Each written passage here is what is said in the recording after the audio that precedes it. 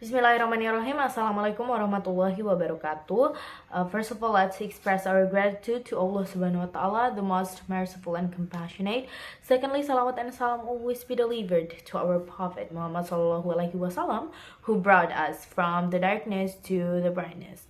So, first of all, let me introduce myself. My name is Alya Nanda Muthia. I'm from English Education Department, PBIA 2023. And I'll explain about psycholinguistics, language production in the perspective of psycholinguistics theory. The honorable person, our lecturer, Mr. Dr. Kaharuddin, S.IP. M.Hum, as a lecture on psycholinguistics course. First, the formulation stage. The formulation stage refers to the activity of creating or preparing language production by selecting appropriate words and sentence structures combined to make meaningful speech. And at this stage, a person will use his or her mind to choose what words that will be used to represent the intentions previously set at the conceptualization stage by Garrett, 1975. And then second, syntactical knowledge. Syntactical knowledge refers to a speaker's skill of putting the properties of language together, for example, lexical and grammatical properties, which will convey his abstract concept in mind to be spoken in communication. So, in other words, formulation function to convert intentions or concept into sentences by using relevant lexical and grammatical property. So the relationship between formulation stage and syntactical knowledge is how they both work together to transform abstract thoughts into structured, meaningful speech. During the formulation stage, a speaker selects appropriate words and sentence structures to express the intentions formed at the conceptualization stage. This process relies heavily on syntactical knowledge as it provides the linguistic rules and grammatical awareness needed to organize lexical items into coherent and grammatically correct sentences. In essence, while the formulation stage represents the mental activity or of preparing speech, syntactical knowledge serves as a foundation that enables this process to occur accurately and effectively. The difference between first, lemmas. Lemmas is when we are in need of verbalizing the abstract ideas in our mind, we have to at first be able to link between the facts and the relevant words whose meaning correspond to the facts. In other words, we must be able to access words which semantically correspond to the facts. When we have found relevant words which correspond to the semantic and pragmatic specification of the concept when we have in our mind, then the relevant words are decided to be used for expressing the concept called lemmas by Griffin Z. M. and Ferreira V.S. 2006 and Warren Page 2013. For lexemes are forms of words that have been determined to use to represent facts, whether used orally or writing by Warren Page 2013. In addition, Nemo F. 2003's lexemes can be recognized as the lexicalized meaning or the realization of a meaning in single word or lexicalization.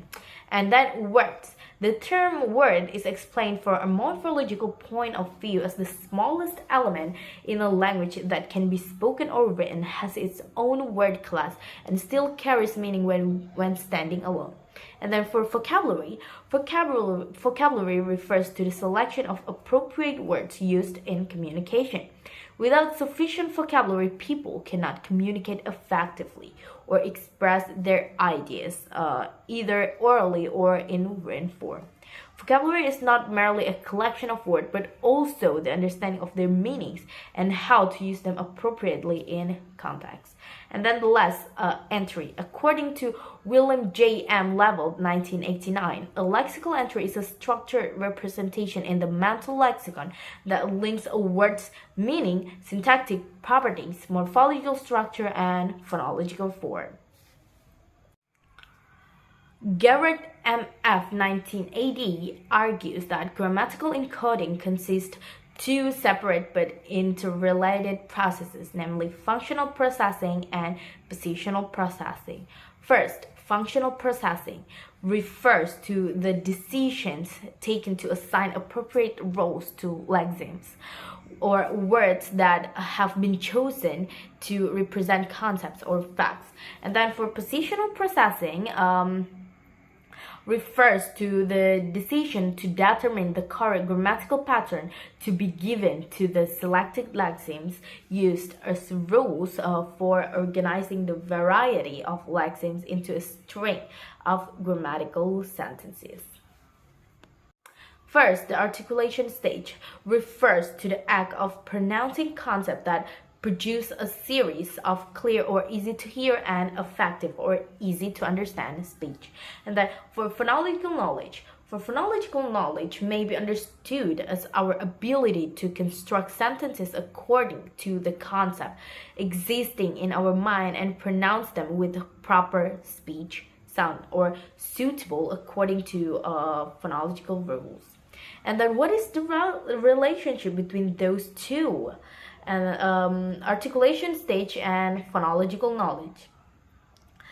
The articulation stage and phonological knowledge are closely related because phonological knowledge guides how sounds are produced, while the articulation stage is the physical realization of those sounds in speech.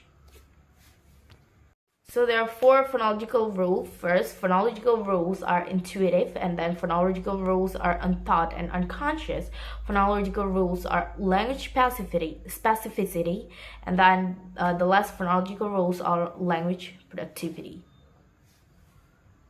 Wherein P 2013 defines phonological encoding as the process of giving sound to abstract form of the word.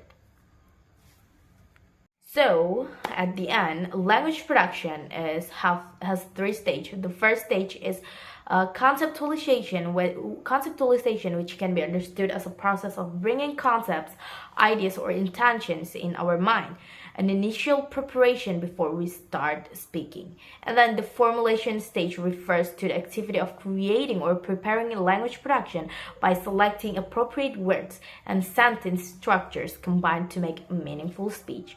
And then the third, the articulation stage refers to the act of pronouncing concepts that produce a series of clear or easy to hear and effective or easy to understand speeches. To be able to carry out the articulation stages with such a quality, we need a phonological knowledge, and phonological knowledge may be understood as our ability to construct sentences according to the concept existing in our minds and pronounce them with proper speech sounds or suitable according to phonological rules. Okay, I think that's all from me. I sincerely appreciate all of your attention, and if there are any mistakes, I apologize previously. Wassalamualaikum warahmatullahi wabarakatuh.